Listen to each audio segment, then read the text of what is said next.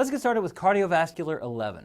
First question, what are the four important pharmacokinetic equations? So the first one is volume of distribution equals the amount of drug given in IV form divided by the concentration of that drug in plasma, or volume of distribution equals D over C. The second equation is for clearance. Clearance equals 0.7 times the volume of distribution divided by the half-life. The third equation was for the loading dose. So loading dose is equal to the concentration at steady state, or the desired plasma concentration, times the volume of distribution. And the last one is maintenance dose equals the concentration at steady state times clearance. All right, time for the lecture. Hello everyone and welcome to our Step 1 video on antiarrhythmics. Please don't get this confused with the 1980s band the Eurythmics. We will not be finding out what dreams are made of. Neither will we travel the world or the seven seas. Yeah, maybe everyone is looking for something, and yeah, some of them would want to use you, and then some of them will want to get used by you. But really, guys, you really just need to hold your head up, keep that head up. Yeah, let's move on. So we're talking about those antiarrhythmics today. And in the previous video, we talked about the electrophysiology of the heart, and we looked at those fantastic action potentials of the myocytes and those pacemaker cells. So in this lecture, we're going to actually take all that knowledge and then start talking about antiarrhythmic medications. Now, some of you might be saying, but wait, Dr. Lewis, shouldn't we talk about arrhythmias before we talk about antiarrhythmic drugs? And then I would probably just ignore you and keep moving on. Just kidding. Now, I like to teach it this way because we just talked about how those ion channels are really critical to the action potentials in the heart. Now, these drugs work on those channels, so it makes a lot more sense to cover this now while it's fresh in your mind. And now we're going to discuss which arrhythmias these often treat, but don't panic, we're actually going to cover those arrhythmias in more detail in the next couple of lectures. Now, so there are four different classes of antiarrhythmics, and there are several mnemonics as well. Now, the mnemonic that we sometimes use is no bad boy keeps clean. So the no is for NA or sodium channel blockers, which is class 1. Bad boys for class 2 beta blockers. Keeps is for, the K is for potassium, so these are your potassium channel blockers, class 3. And then the clean is for calcium channel blockers, so your class 4 antiarrhythmics. Now, another great mnemonic that we've had several students write in about is some block potassium channels. That one is a bit more specific. Some for sodium, block for beta blockers, potassium for potassium channel blockers, calcium channels for calcium channel blockers. So use whichever one is easiest for you to remember. So let's go through these by class. So first, let's cover the sodium channel blockers. Now, all class 1 or sodium channel blockers are going to decrease the slope of phase 0. And by decreasing the slope of phase 0, you are elongating the effective refractory period. Now, what happened at phase 0 in that myocyte? So in myocytes, phase 0 was when sodium channels were opened, and that's going to cause that depolarization. Okay, so that's how the sodium channel blocker is going to work. So now the different classes of sodium channel blockers are important too. There's class 1A, 1B, and 1C, and they're going to have different effects on phase 3. But I don't want you to worry too much about phase 3 with these drugs. The main effect that these are going to work on, those sodium channel blockers, is going to be phase 0. All right, so let's talk about the different classes of these sodium channel blockers. So first we have quinidine, procainamide, disopyramide. Those are going to be class 1A. Lidocaine, mexiletine, toconide, those are going to be class 1B. And then we have flecainide and propafenone, that's going to be 1C. Now, it's worthwhile to know which of these drugs fall into the different subcategories, and there are a few mnemonics that can help you. First, we have our 1A, so we use double quarter pounder. The class 1B is going to be mayo, lettuce, and tomato. That's the inside of the burger. And then class 1C is going to be fries, please. So to help you remember how to divide these up, remember the burger, the inside of the burger, and then the side. Again, use whatever mnemonic works for you. So let's talk about a few of these drugs in particular. So our class 1A, the procainamide, the quinidine, and the disopyramide, so the double quarter pounder. These will increase action potential duration, effective refractory period, and the QT interval. Now, the two things I want you to know about procainamide in particular is that it is used for Wolff-Parkinson-White syndrome. Wolff-Parkinson-White syndrome, pretty much the only time you're going to use procainamide. And then the number two thing I want you to know about procainamide is that it can cause a reversible SLE-like syndrome, so drug-induced lupus. Now there's a mnemonic, we're using a lot of mnemonics today, mnemonics SHIP, S-H-I-P-P, for drug-induced lupus. Well, one of those P's was procainamide. So procainamide can cause that drug-induced lupus. Phenytoin is actually the other P in that mnemonic. Technically, it's also a sodium channel blocker, but it is not an anti-arrhythmic. So we're not going to talk about it much here. Next in this is going to be quinidine. Don't confuse quinidine with quinine. Remember, quinine is an anti-malarial. Quinidine, what we're talking about today, is an anti-arrhythmic. Now, quinidine can cause something called synchonism. What is synchonism? Well, synchonism is a triad of three things: headache, dizziness, and tinnitus. Now, quinidine can also cause thrombocytopenia, and it can also cause torsade de pointe due to increased QT interval. And most of all these, all that we're going to talk about today, the antiarrhythmics can cause some level of arrhythmia, which is a bit ironic. So you have to be very judicious and careful with your use of antiarrhythmics in general. Now, you may notice that some books include amiodarone in the 1A sodium channel blockers. Amiodarone does act on sodium channels, but it is probably better recognized as a potassium channel blocker. Therefore, we'll save our discussion on amiodarone when we get to that section. Now let's move on to the 1Bs. What are the high-yield stuff here? Well, probably maybe the more commonly used class. This includes lidocaine, toconide, and mexilitine, and that's the mayo, lettuce, and tomatoes, so the insides of the burger. Now, lidocaine is more commonly used. It's useful for acute ventricular tachyarrhythmias. It's beneficial because it slows the heart rate down, just like all these other ones. Lidocaine is also used in digitalis-induced arrhythmias. Lidocaine is used for tachyarrhythmias, especially after an MI. So a patient has maybe a myocardial infarction, they develop a tachyarrhythmia, like maybe even VTAC. You might consider giving lidocaine for that. Now, the toxicity of all these types of drugs can actually worsen in the setting of hyperkalemia. Good to remember that one. And then we have our 1C. What's our high-yield stuff here? Maybe not as commonly used, flecainide and propafenone. So this is the fries, please. They're used in ventricular tachycardia progressing to VFib. They are the last resort in ventricular arrhythmias. The 1C drugs are pro-arrhythmic like all these other ones, especially in the post-MI state. And again, toxicity is worse in the setting of hyperkalemia. So now let's move on to the bad boys, the beta blockers. So the beta blockers like to end in olol, like propranolol, esmolol, metoprolol, atenolol, timolol, a lot of lols here.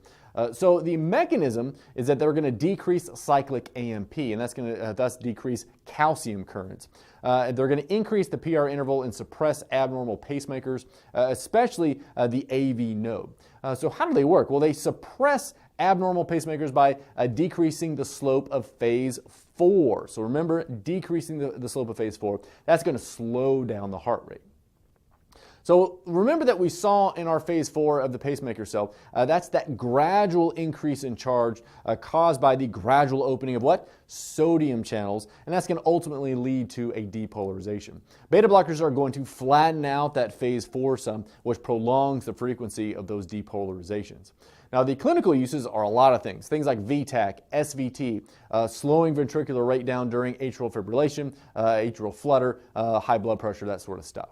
Now, beta blockers do have some adverse reactions that are high yield. They include things like they can exacerbate asthma, they can cause bradycardia, they can cause AV block, they can be worsening CHF exacerbation. Also remember that beta blockers can mask the effects of hypoglycemia. So be careful with your diabetics in these drugs. The treatment for beta blocker overdose is glucagon. Let's move on to class 3 drugs. So these are the potassium channel blockers, and they're working at phase 3, so that's a good way to remember that, class 3, phase 3. Now it slows down the release of potassium, thereby elongating the effective refractory period. These drugs increase the action potential duration and the QT interval. These include sotalol, ibutylide, beryllium, dofetilide, and amiodarone. Now the two most commonly used are going to be sotalol and amiodarone. Both of these are commonly used for rhythm control in patients with atrial fibrillation. Amiodarone is also used for Wolff-Parkinson-White. So we've mentioned 2 drugs today that can be used for Wolff-Parkinson-White. Remember, it was procainamide, and then here we have amiodarone. Now, probably more important for your test is the toxicity of some of these drugs, specifically amiodarone. Torsades de pointe is an important adverse reaction to remember with the potassium channel blockers in general. Now let's talk about amiodarone a little bit more. Amiodarone can cause pulmonary fibrosis, hepatotoxicity, hypo or hyperthyroidism. So remember to check your PFTs, your LFTs, and your TFTs whenever you have a patient on amiodarone. Now, why does amiodarone cause hypo or hyperthyroidism? Well, amiodarone is about 40% iodine by weight, and the only tissue in your body that uses iodine is your thyroid. Amiodarone can cause a lot of other things as well. Corneal deposits, skin deposits resulting in photodermatitis. There's also another mnemonic, SAT for photo, and SAT stood for sulfonamides, amiodarone, and tetracycline, and that is going to cause photosensitivity. You can also get some neurological effects, some constipation, some cardiovascular effects like bradycardia, that's the most common one, some heart block and heart failure. So it's going to slow down that heart significantly, which is why it works for things like atrial fibrillation. Now, to reiterate, your class 3 drugs, your potassium channel blockers, are working at phase 3. So easy to remember, class 3, phase 3. Phase 3 is the myocyte phase where potassium is leaving the cell. So these drugs slow down the release of that potassium, thereby elongating, again, the effective refractory period. So now let's move on to the calcium channel blockers. The calcium channel blockers include things like verapamil and diltiazem. Calcium channel blockers come in two main categories. There's the dihydropyridine and the non-dihydropyridine calcium channel blockers. The non-dihydropyridine calcium channel blockers work primarily at the heart, and that's what we're talking about today. The dihydropyridine calcium channel blockers do not work at the heart very much at all, so we're not going to cover those very much at all. So you're not going to see calcium channel blockers like nifedipine in this section. Nifedipine, again, that dihydropyridine, not the non-dihydropyridine. So how do the non-dihydropyridine drugs work? Well, calcium channel blockers are going to decrease the slope of phase 0 of the pacemaker cell. So phase 0 pacemaker, remember that. It's going to, again, elongate the effective refractory period. Now remember that calcium was the cause of the depolarization in that pacemaker action potential. Therefore, there is a decrease in conduction and velocity of the AV nodal cells when you give a calcium channel blocker. Now, what about some toxicity? Well, they can cause constipation, they can cause flushing. I see in my patients a lot of edema in these types of drugs. Cardiovascular effects, again, heart failure, AV block, sinus node depression, and then you can get torsades again with these medicines. So somebody that's in heart failure exacerbation, you'd want to use a lot of caution with a lot of these drugs because it could worsen CHF. You're also going to want to use a lot of caution in combining your calcium channel blockers, things like verapamil and diltiazem, with other antiarrhythmics like beta blockers. Combining those two classes can cause significant heart block. All right, so I bet you remembered everything that we just talked about. Yeah, me neither. Let's do a Lewis Notes. All right, guys, welcome to another Lewis Notes, and we're looking at the wonderful world of antiarrhythmics. It can be a little bit tricky to know where each one of these drugs fits into their class, so we're going to go through those again because the more you do this, the more it's likely to stay into your brain. So let's get going here. We're going to take all of our green drugs here. We're going to put them into classes. So the first one we have here is propafenone. Propafenone is one of our 1C sodium channel blockers. We're going to put that one right over there. Next, we have propranolol. So olol should immediately make you think of bad boys or beta blockers. So we're going to put that right there. Quinidine. So quinidine is going to be our quarter pounder. So remember, quarter is going to go into our class 1A sodium channel blockers. Lidocaine is one of our 1B. That's our lettuce. Diltiazem is a calcium channel blocker. So calcium channel blockers are class 4. Metoprolol is an olol again, so that should make you think of a beta blocker. Next we have sotalol. So should that go into the beta blockers?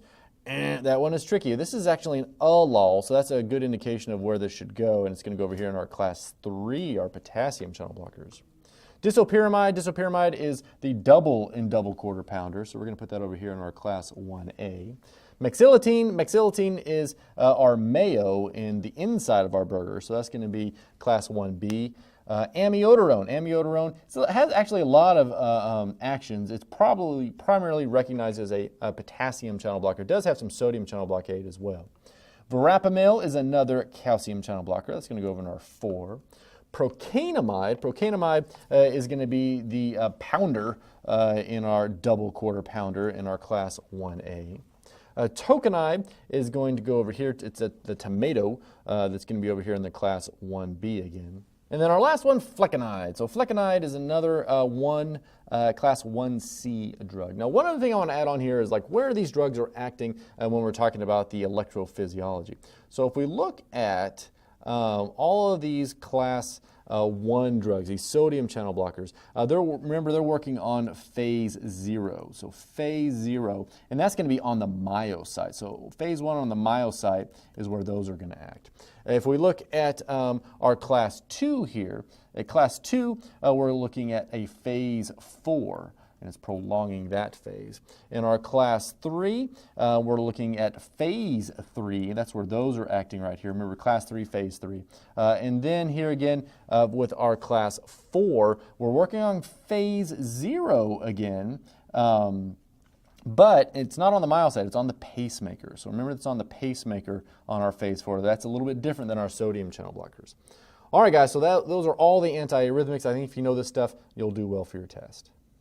All right, so now we're going to talk about some other antiarrhythmics. They don't fit into our nice categories over here. The first one we're going to talk about is adenosine. Adenosine increases potassium leaving the cells, thereby hyperpolarizing the cells. So additionally, it decreases the permeability of the cell to calcium. So let's think about that for a second. If more potassium is leaving the cells, that's causing the cell's resting membrane potential to stay at the cell resting membrane potential. It's just stuck way down low in the negative. And if calcium can't come in, it can't trigger a depolarization of your SA and your AV nodes, and you're not going to be able to depolarize at all. So this is exactly what happens with adenosine. You're causing really a flat line. You can't depolarize. So you push adenosine into a patient through IV, you're going to stop that heart. So what can you do with this drug? Doesn't sound great so far, does it? Well, we use it for things like supraventricular tachycardia. It can help both in diagnosing and even treating SVT. Sometimes you see a tachycardia and it's not obvious that it's SVT, so by slowing down the rate, you can get a really good look at it and diagnose it. So we just said that adenosine will cause that flat line. How is that better than tachycardia? The good news is that we stopped your tachycardia. The bad news is that we stopped your heart altogether. You're welcome. Now, luckily, adenosine is very short acting. It only lasts for about 15 seconds. So a patient comes into the ER with tachycardia, maybe it's at 150, 170 beats per minute. You don't know exactly what rhythm it is, maybe.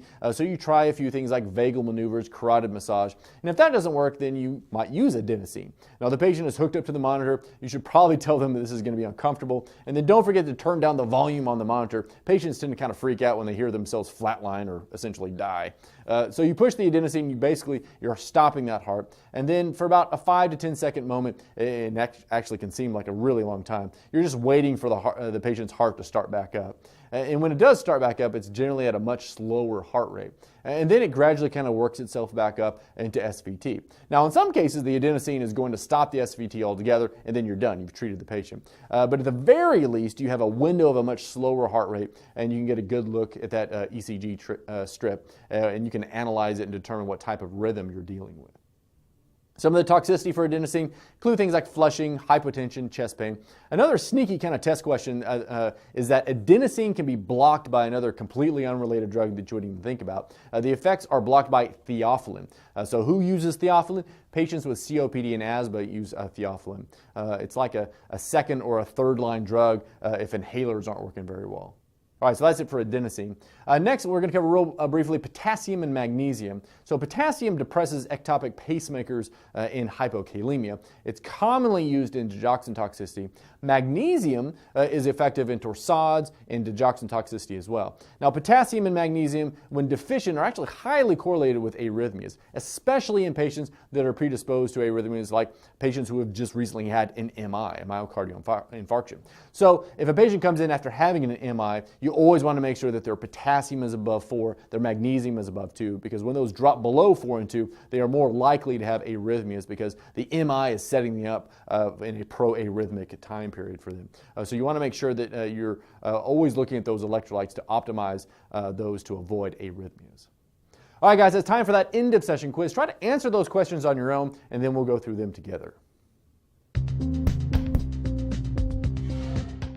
All right, first question. What is the mechanism of action of each class of antiarrhythmic?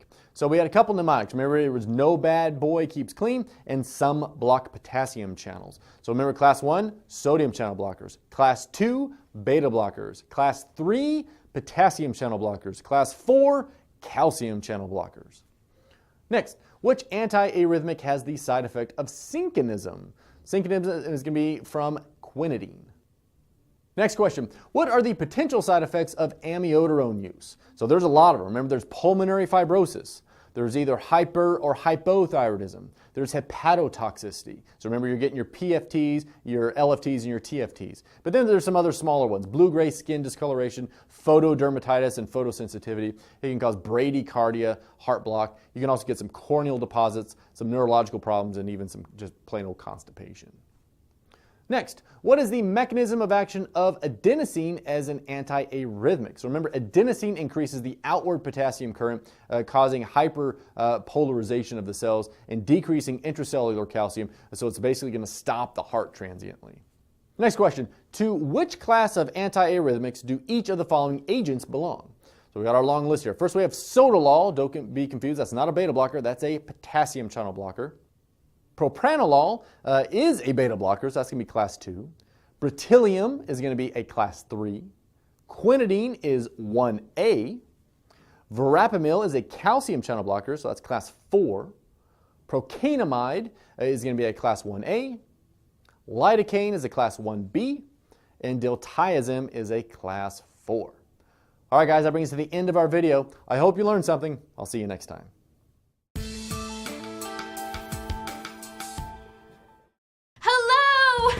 Don't mind that. That's my new neighbor, Cal. He's fixing up his old motorcycle. You know, I used to date bad boys like that. The sound of it still gets my heart aflutter. Anyway, stay focused. Where was I? Oh, what are the classes of antiarrhythmics? Class 1, sodium channel blockers. Class 2, beta blockers. Class 3, potassium channel blockers. And Class 4, calcium channel blockers. Well, no bad boy keeps clean. No, they don't, do they? I mean, I'm just gonna go say hello. We're neighbors anyway.